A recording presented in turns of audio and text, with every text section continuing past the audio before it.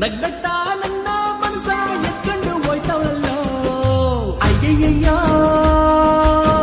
Hello friends, welcome back to the channel. ಎಲ್ಲರೂ ಹೇಗಿದ್ದೀರಾ? Hope ನೀವೆಲ್ಲರೂ ತುಂಬ ಚೆನ್ನಾಗಿದ್ದೀರಾ ಅಂತ. ನಾನಿದು ಸ್ಯಾಟರ್ಡೆ ಆಫೀಸಿಂದನೇ ವೀಡಿಯೋ ಶೂಟ್ ಮಾಡಿಕೊಂಡೆ, ಬಟ್ ಅದು ವಾಯ್ಸ್ ತುಂಬ ಲೋ ಕೇಳಿಸುತ್ತೆ, ಯಾಕೆ ಅಂತ ಗೊತ್ತಿಲ್ಲ. ಸೊ ಅಪ್ಲೋಡ್ ಮಾಡಿದಾಗ ಇನ್ನೂ ಲೋ ಆಗುತ್ತೆ ಅಂತ ನಾನೇ ವಾಯ್ಸ್ ಓವರ್ನ ಕೊಡ್ತಾ ಇದ್ದೀನಿ. ಸೊ ಇಲ್ಲಿ ನನಗೆ ಒಬ್ಬರು ಸ್ಪೆಷಲ್ ಪರ್ಸನ್ ನನಗೆ ಅಂತ ಐಸ್ ಕ್ರೀಮ್ನ ಆರ್ಡ್ರ್ ಮಾಡಿದರು. ಅದು ಇನ್ಯಾರೂ ಅಲ್ಲ, ನನ್ನ ಫ್ರೆಂಡ್ ನವ್ಯ ಅಂತ. ಸೊ ಇವಳು ಬಂದು ನನ್ನ ಡಿಗ್ರಿ ಫ್ರೆಂಡ್. ಆಲ್ಮೋಸ್ಟ್ 5 ಇಯರ್ಸಿಂದ ನಾವು ಗ್ರೂಪ್ ಆಫ್ 4 ಮೆಂಬರ್ಸ್. ನಾನು ಎಷ್ಟೊಂದು ವ್ಲಾಗ್ಸಲ್ಲಿ ಎಷ್ಟೊಂದು ಶಾರ್ಟ್ಸಲ್ಲಿ ಹೇಳಿದ್ದೀನಿ, ನನಗೂ ಪವನ್ಗೂ ಸ್ವಲ್ಪ ಫ್ರೆಂಡ್ ಸರ್ಕಲ್ ಜಾಸ್ತಿನೇ ಅಂತ. ಸೊ ಒಬ್ಬೊಬ್ಬರು ಒಂದೊಂದು ಥರ ಇಂಪಾರ್ಟೆಂಟ್ ಅದರಲ್ಲಿ. ಸೊ ಈ ಥರ ಒಂದು ಸಣ್ಣ ಪುಟ್ಟ ವಿಷಯಗಳು ನಿಜವಾಗ್ಲೂ ತುಂಬ ಖುಷಿ ಕೊಡುತ್ತೆ. ಯಾವುದೇ ಒಂದು ಈ ಸಣ್ಣ ಪುಟ್ಟ ವಿಷಯದಲ್ಲಿ ಖುಷಿ ಕೊಡೋವಂಥದ್ದು ಒಂದು ದೊಡ್ಡದೇನೋ ಅಂತ ತೊಗೊಂಡ್ರೂ ಖುಷಿ ಕೊಡೋಲ್ಲ. ಆ್ಯಂಡ್ ಆ ಟೈಮ್ ತೊಗೊಂಡು ಏನೋ ಒಂದು ಪ್ರೀತಿಯಿಂದ ಮಾಡಬೇಕು, ಕೊಡಿಸ್ಬೇಕು ಅನ್ನೋದು ಒಂದು ಇದಿರುತ್ತಲ್ಲ, ಅದಕ್ಕಂತೂ ಬೆಲೆ ಕಟ್ಟೋಕ್ಕಾಗಲ್ಲ. ಆ್ಯಂಡ್ ತುಂಬ ಖುಷಿ ಆಗುತ್ತೆ. ನನಗಂತೂ ತುಂಬ ಖುಷಿ ಆಯ್ತು ಅವತ್ತು. ಆ್ಯಂಡ್ ಅವಳಿಗೆ ನಾನು ಯೂಟ್ಯೂಬ್ ಮಾಡ್ತಿರೋದು ಗೊತ್ತಿಲ್ಲ. ನಾವು ರೆಗ್ಯುಲರಾಗಿ ಮೀಟ್ ಮಾಡಲ್ಲ, ಎಲ್ಲರೂ ಕೆಲಸದಲ್ಲಿ ಬ್ಯುಸಿ ಇರ್ತಾರಲ್ಲ. ಸೊ ಒಬ್ಬರು ಫ್ರೀ ಇದ್ದಾಗ ಒಬ್ಬರು ಫ್ರೀ ಇರಲ್ಲ. ಸೊ ನಾನು ಅವಳಿಗೆ ಸರ್ಪ್ರೈಸಾಗಿ ಹೇಳಬೇಕು ಅಂತ ಸುಮ್ಮನೆ ಹಂಗೆ ಇದ್ದೆ. ಸೊ ನೆಕ್ಸ್ಟ್ ಮೀಟ್ ಮಾಡಿದಾಗ ನಾನು ಅದನ್ನು ಅವಳಿಗೆ ಹೇಳಿ ನಾನು ಅದನ್ನು ಕೂಡ ವೀಡಿಯೋ ಮಾಡಿ ಹಾಕ್ತೀನಿ. ಆ್ಯಂಡ್ ನಾನೇನಂದರೆ ಯಾವುದೇ ಒಂದು ಫ್ರೆಂಡ್ಶಿಪ್ ಆಗಿರ್ಬೋದು, ಯಾವ್ದಾರು ಆಗಲಿ ಯಾರನ್ನಾರು ಆಗಲಿ ಬೇಗ ಹಚ್ಕೊಂಡ್ಬಿಡ್ತೀನಿ. ಆ್ಯಂಡ್ ಅಷ್ಟು ಈಸಿಯಾಗಿ ಆ ಬಾಂಡನ್ನ ಬ್ರೇಕ್ ಮಾಡೋಕ್ಕೆ ನಾನು ಬಿಡಲ್ಲ. ಸೊ ನನ್ನ ಕೈಲಿ ಆದಷ್ಟು ನಾನು ಪ್ರಯತ್ನ ಪಡ್ತೀನಿ. ಸೊ ಸೊ ನವ್ಯ ಕಳಿಸಿದ್ದಾಳೆ, ಅಮೌಂಟ್ ಎಲ್ಲ ಏನು ತೋರಿಸಲ್ಲ. ಸೊ ಏನೋ ಒಂದು ಪ್ರೀತಿಯಿಂದ ಆರ್ಡ್ರ್ ಮಾಡಿದ್ದಾಳೆ. ಸೊ ತಂಗಿಯನ ನ್ಯಾಚುರಲ್ಸಿಂದ. ಸೊ ನೆಕ್ಸ್ಟ್ ಸತಿ ಅವಳು ನನಗೆ ಮೀಟ್ ಮಾಡಿದಾಗ ನಾನು ಅವಳಿಗೆ ಹೇಳಿಬಿಟ್ಟು ತೋರಿಸ್ತೀನಿ. ನಾನು ಅದನ್ನು ಕೂಡ ಅವಳಿಗೆ ಯೂಟ್ಯೂಬ್ಸ್ ನಾನು ಸ್ಟಾರ್ಟ್ ಮಾಡಿರೋದೇ ಗೊತ್ತಿಲ್ಲ, ಸರ್ಪ್ರೈಸಾಗಿ ಹೇಳಬೇಕು ಅಂತ ಸುಮ್ಮನೆ ಇದ್ದೀನಿ. ಇದು ಬಾರಪ್ಪ ಬೇಗ.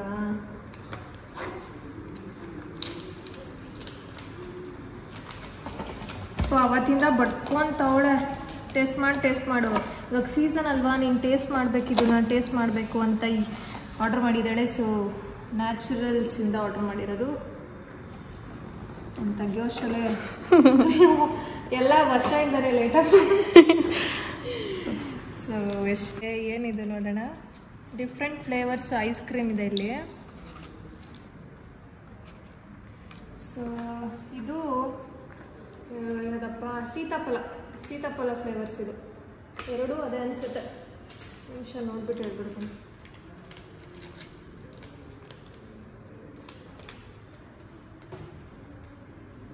ಎರಡೂ ಸೀತಾಫಲ ice cream flavour. So taste ಮಾಡಿ ಹೇಳ್ತೀನಿ ಹೆಂಗಿದೆ ಅಂತ. ಕರ್ಗೋಗ್ತಾ ಇದೆ ಆಲ್ರೆಡಿ.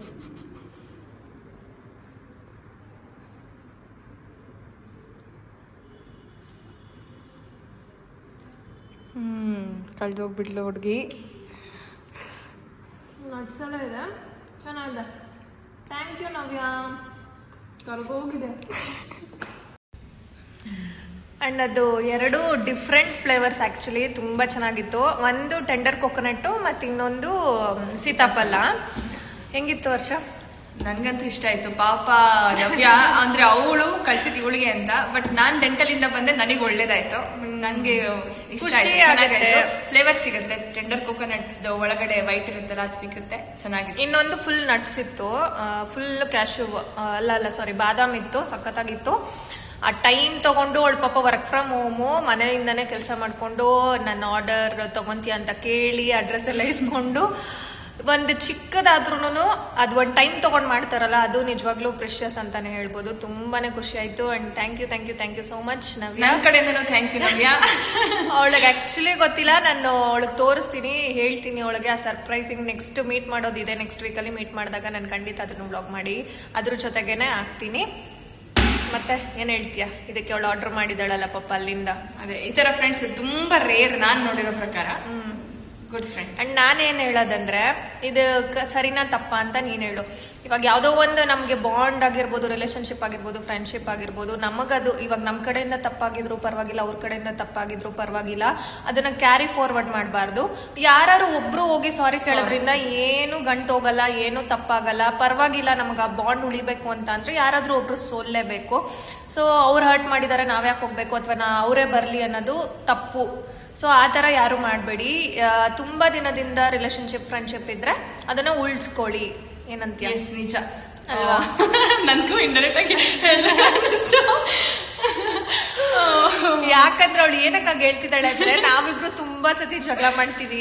ಪಾಪ ಕಾಂಪ್ರಮೈಸ್ ಆಗ್ತಾಳೆ. ಬಟ್ ನನ್ಗೂ ಅನಿಸ್ತಿರುತ್ತೆ. ಬಟ್ ನನ್ ಜಾಸ್ತಿ ಏನೋ ಅದನ್ನ ಇದ್ಕೊಳಕ್ ಹೋಗಲ್ಲ. ಬಟ್ ಇವಳು ಏನಂದ್ರೆ ಅದನ್ನೆಲ್ಲ ಕ್ಲಾರಿಫೈ ಮಾಡ್ಕೊಂಡ್ಬಿಟ್ಟು ಅದನ್ನ ಮುಗಿಸ್ಬಿಡ್ಬೇಕು. ಕ್ಯಾರಿ ಫಾರ್ವರ್ಡ್ ಮಾಡಲ್ಲ. ನಾನಂದ್ರೆ ಅದನ್ನ ಕೇಳಿ ಮತ್ತೆ ದೊಡ್ಡದ್ ಮಾಡಬಾರ್ದು ಅನ್ನೋ ಕಾರಣ ನಾನೇ ಅದೊಂದ್ ದಿನಕ್ಕೆ ನನಗೆ ಬೇಡ ಅಂತ ಅನ್ಸ್ಬಿಟ್ಟು ನೆಕ್ಸ್ಟ್ ಡೇಗೆ ನಾ ಸರಿ ಆಗ್ತೀನಿ. ಬಟ್ ಅವಳು ಆ ಡೇನೇ ಕಾಲ್ ಮಾಡಿ ಫುಲ್ ಕ್ಲಿಯರ್ ಮಾಡ್ಕೊಂಡು ಬೈದು ಜಗಳ ಏನೋ ಒಟ್ಟಿನಲ್ಲಿ ನನಗದ್ ಕ್ಲಿಯರ್ ಆಗ್ಬಿಡ್ಬೇಕು. ನಾನು ಅದು ಏನಿದ್ರು ನಾನು ಡೈರೆಕ್ಟ್ ಆಗಿ ಹೇಳ್ಬಿಡ್ತೀನಿ. ನಾನು ಯಾವ್ದನ್ನು ಇಟ್ಕೊಂಡ್ ಮುಂದಕ್ಕೆ ಹೋಗಲ್ಲ. ಅದ್ ಅಲ್ಲಿದಲ್ಲೇ ಕ್ಲಿಯರ್ ಆಗ್ಬಿಟ್ರೆ ನಮಗೂ ಒಂದೇನು ಇರಲ್ಲ, ಅವ್ರಿಗೂ ಇರಲ್ಲ. ಅದ್ ಇಟ್ಕೊಂಡಿರೋ ತಲೆಲೇನೆ ಅಯ್ಯೋ ಹಿಂಗ್ ಅನ್ಬಿಟ್ನಲ್ಲ, ಹಿಂಗ್ ಮಾಡ್ಬಿಟ್ನಲ್ಲ ಅದೇ ಇರುತ್ತೆ. ಅದ್ರ ಬದಲು ಕ್ಲಿಯರ್ ಮಾಡ್ಕೊಂಡ್ಬಿಟ್ರೆ ಅದು ಕರೆಕ್ಟ್. ಇನ್ನು ನಮ್ಮ ವಿಷಯದಲ್ಲಿ ಹಂಗಾಗಲ್ಲ ಅಂತ ಅನ್ಕೊಂಡಿದ್ದೀನಿ. ನೀವು ಯಾರು ಇವಳ ಜಾಸ್ತಿ ಮಾಡಲ್ಲ, ಅಲ್ಲ ಜಗಳ ಮಾಡೋದಂತ ಅಲ್ಲ, ಅದು ಏನೇನೋ ಮಿಸ್ಅಂಡರ್ಸ್ಟ್ಯಾಂಡಿಂಗ್ ಕುತ್ಕೊಂಡ್ಬಿಡೋದು. ಅದೊಂದು ಚೆನ್ನಾಗಿ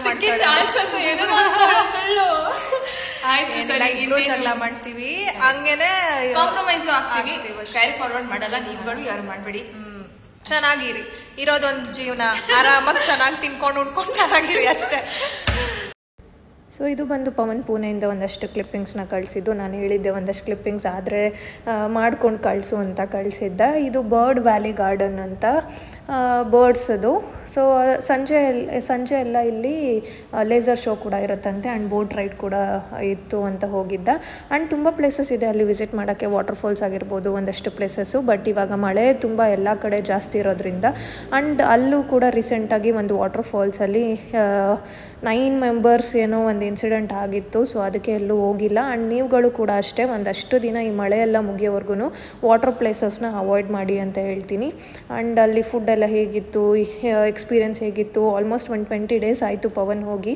ಅಂದರೆ ಈ ವೀಕ್ ಕಂಪ್ಲೀಟ್ ಆದರೆ 20 ಡೇಸ್ ಆಗುತ್ತೆ. ಈ ವೀಕ್ ಅವನು ವಾಪಸ್ ಬರ್ತಾನೆ. ಅವ್ನು ಬಂದಮೇಲೆ ನಾನು ಎಕ್ಸ್ಪೀರಿಯನ್ಸ್ ಹೇಗಿತ್ತು ಅಂತ ಅವನ ಹತ್ರನೇ ಕೇಳ್ಬಿಟ್ಟು ಹೇಳ್ತೀನಿ. ಆ್ಯಂಡ್ ನಾನು ಲಾಸ್ಟ್ ವ್ಲಾಗ್ ಒಂದು ಮೀಶೋದು ಹಾಕಿದ್ದೆ, ಅದು ಕೂಡ ತುಂಬ ವೈರಲ್ ಆಗ್ತಿದೆ, ಅಂದರೆ ತುಂಬ ವ್ಯೂಸ್ ಹೋಗ್ತಿದೆ. ಥ್ಯಾಂಕ್ ಯು ಸೋ ಮಚ್ ಯಾರೆಲ್ಲ ನನಗೆ ಸಪೋರ್ಟ್ ಮಾಡ್ತಿದ್ದೀರಾ. ಆ್ಯಂಡ್ ಸಬ್ಸ್ಕ್ರೈಬರ್ಸ್ ಕೂಡ ಜಾಸ್ತಿ ಆಗ್ತಿದ್ದಾರೆ. ಪ್ಲೀಸ್ ದಯವಿಟ್ಟು ಇನ್ನೂ ಯಾರು ನನ್ನ ಚಾನಲ್ಗೆ ಸಬ್ಸ್ಕ್ರೈಬ್ ಮಾಡ್ಕೊಂಡಿಲ್ಲ ದಯವಿಟ್ಟು ಸಬ್ಸ್ಕ್ರೈಬ್ ಮಾಡ್ಕೊಂಡು ನೋಡಿ. ವಿಡಿಯೋ ನೋಡಬೇಕಾದ್ರೆ ಸಪೋರ್ಟ್ ಮಾಡಿ. ಆ್ಯಂಡ್ ಮುಂದೆ ತುಂಬ ಅನ್ಬಾಕ್ಸಿಂಗ್ ವೀಡಿಯೋಸ್ ಆಗಿರ್ಬೋದು, ಕಿಚನ್ ಮೇಕೋವರ್ ಆಗಿರ್ಬೋದು, ಒಂದಷ್ಟು ಐಡಿಯಾಸ್ ಇದೆ ನನಗೆ. ಚಾಲೆಂಜಿಂಗ್ ವೀಡಿಯೋಸ್ ಆಗಿರ್ಬೋದು ಮುಂದೆ ನಾನು ವೀಡಿಯೋಸ್ನ ಮಾಡಿ ಹಾಕ್ತೀನಿ. ಸೊ ಇನ್ನೂ ಯಾರು ನನ್ನ ಚಾನಲ್ಗೆ ಸಬ್ಸ್ಕ್ರೈಬ್ ಮಾಡ್ಕೊಂಡಿಲ್ಲ ಸಬ್ಸ್ಕ್ರೈಬ್ ಮಾಡ್ಕೊಂಡು ನೋಡಿ. ಆ್ಯಂಡ್ ಒಂದಷ್ಟು ಡಿಮಾರ್ಟ್ ಶಾಪಿಂಗ್ದು ಕೂಡ ಇದರಲ್ಲಿ ಆ್ಯಡ್ ಮಾಡಿದ್ದೀನಿ ನೋಡಿ. Thank you for watching. Lots of love. ನಾನು ಸ್ವಲ್ಪ ಡಿಮಾರ್ಟಲ್ಲಿ ತೊಗೊಂಡಿರೋ ಅಂಥದ್ದು ಅದನ್ನು ತೋರಿಸ್ಬಿಡ್ತೀನಿ. ನಾನು ಅವತ್ತಿಂದ ಹಂಗೆ ಇಟ್ಕೊಂಡಿದ್ದೆ. ಇದು ನೋಡಿ ಎಷ್ಟು ಕ್ಯೂಟ್ ಆಗಿದೆ. Hand towel, wash basin towel. ಇದು ಬಂದು 109 ರೂಪೀಸ್, 109 ರೂಪಾಯಿ. ಇಲ್ಲಿ ಒಂದು ಈ ಥರ ಹ್ಯಾಂಗ್ ಮಾಡಕ್ಕೆ ಕೊಟ್ಟಿದ್ದಾರೆ. ಸಿಕ್ಕಾಪಟ್ಟೆ ಇಷ್ಟ ಆಯಿತು. ವೈಟ್ ಇದೆ, ಬೇರೆ ಕಲರ್ ಇರಲಿಲ್ಲ. ಗಲೀಜಾಗುತ್ತೆ ಅಂತ ಅಂದ್ಕೊಂಡೆ, ಬಟ್ ಇರಲಿ ಪರವಾಗಿಲ್ಲ ಅಂತ ಅಂದ್ಕೊಂಡು ತೊಗೊಂಡು ಬಂದೆ. ತುಂಬ ಚೆನ್ನಾಗಿ. ಸೊ ನೆಕ್ಸ್ಟ್ ಬಂದು ಆಲ್ರೆಡಿ ಓಪನ್ ಮಾಡಿದೆ ನಾನು. 119 ರೂಪೀಸ್ ಈ ಸೆಟ್ ಆಫ್ 3 ನೈಫು. ತುಂಬ ಶಾರ್ಪ್ ಆಗಿದೆ.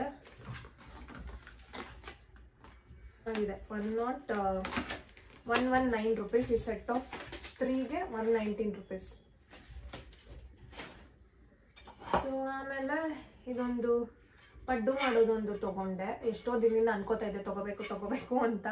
ನಾನು ಯಾವತ್ತೂ ಟ್ರೈ ಮಾಡಿಲ್ಲ, ತೊಗೊಂಡೆ. ಬಟ್ ಇದು ಹೇಗೆ ಬರುತ್ತೋ ಗೊತ್ತಿಲ್ಲ. ಇದ್ರ ಪ್ರೈಸು ನನಗೆ ನೆನಪಿಲ್ಲ ಅಷ್ಟು. ಮೇ ಬಿ 200-220 ಅಷ್ಟಿರ್ಬೋದು ಅಷ್ಟೇ ಅರೌಂಡ್. ಸೊ ತುಂಬ ಚೆನ್ನಾಗಿರೋ ಪ್ರಾಡಕ್ಟ್ಸು ವಿಶಾಲ್ ಮಾರ್ಟಲ್ಲಿ ನಮಗೆ ಡಿ ಮಾರ್ಟಲ್ಲಿ ನಮಗೆ ಸಿಗುತ್ತೆ ಕಡಿಮೆ ಪ್ರೈಸ್ಗೆ. ಬೇಕಿದ್ರೆ ಒಂದ್ಸತಿ ಹೋಗಿ ನೋಡಿ. ಸೊ ಇನ್ನು ಒಂದು ಇದು ತೊಗೊಂಡೆ ಕಟ್ ಮಾಡೋಕ್ಕೆ ವೆಜಿಟೇಬಲ್ಸ್ ಇದು ಎಲ್ಲನೂ. ಸೊ ಇಲ್ಲಿ ಈ ಥರ ಹ್ಯಾಂಗ್ ಕೂಡ ಮಾಡ್ಕೊಬೋದು ಪುಟಾಣಿದು. ಇದು ಬಂದು 120ನೋ 190ನೋ ಇರಬೇಕಷ್ಟೇ ಇದ್ರ ಪ್ರೈಸು. ಇದು ಕ್ವಾಲಿಟಿ ಮಾತ್ರ ಸಖತ್ತಾಗಿದೆ. ಇದು ನಿಮಗೆ ಮೀಶೋಲು ಇದೆ. ಇದ್ರದ್ದು ಪ್ರೈಸು ಅದರಲ್ಲೂ ಅಷ್ಟೇ 120-140. ಇದಕ್ಕಿಂತ ದೊಡ್ಡದೇನೆ 120 ರೂಪೀಸ್ಗೇನೋ ಇದೆ. ಅದು ಕೂಡ ಚೆನ್ನಾಗಿದೆ ನೋಡಿ.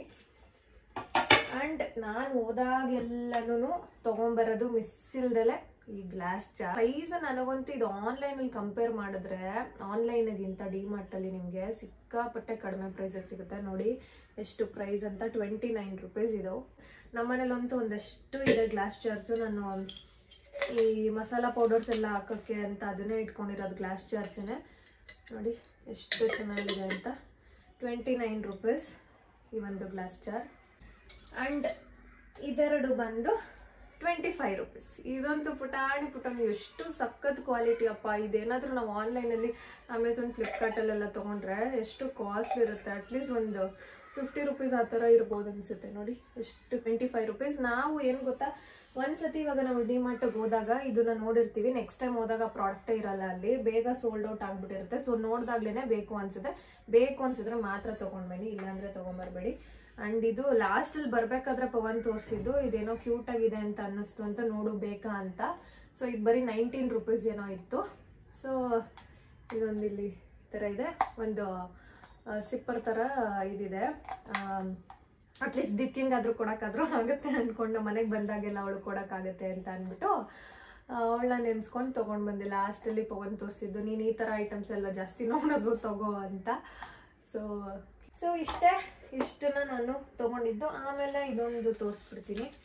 ಇದು ಬಂದು ಜಸ್ಟ್ ಮಿರರು. ಇದೇನು ನಾನು ಎಲ್ಲೂ ಅಂದರೆ ಆನ್ಲೈನಲ್ಲಿ ತೊಗೊಂಡಿದ್ದಲ್ಲ, ಹೊರಗಡೆ ತೊಗೊಂಡಿದ್ದು, ನಮ್ಮ ಆಫೀಸ್ ಹತ್ರ ತೊಗೊಂಡಿದ್ದು. ನಾನು ಇದನ್ನು ವಾಶ್ರೂಮ್ಗೆ ಇರಲಿ ಅಂತ ಅಂದ್ಬಿಟ್ಟು ತೊಗೊಂಡೆ. ನೋಡಿ ಇದು ಬಂದು 110 rupees. ಇಲ್ಲ ಇದೆ ನೋಡಿ 110 rupees ಅಷ್ಟೇ. ಚೆನ್ನಾಗಿದೆ, ವಾಶ್ರೂಮ್ಗೆ ಹಾಕೋಕ್ಕೆ ಇದಾಗುತ್ತೆ ಅಂತ ಅಂದ್ಕೊಂಡು ಈ ಮಿರರ್ನ ತೊಗೊಂಡೆ. ತುಂಬ ಚೆನ್ನಾಗಿದೆ ಇದು ಕೂಡ. ಸೊ ಇಷ್ಟನ್ನ ನಾನು ತೋರಿಸ್ಬೇಕಿತ್ತು ನಿಮಗೆ.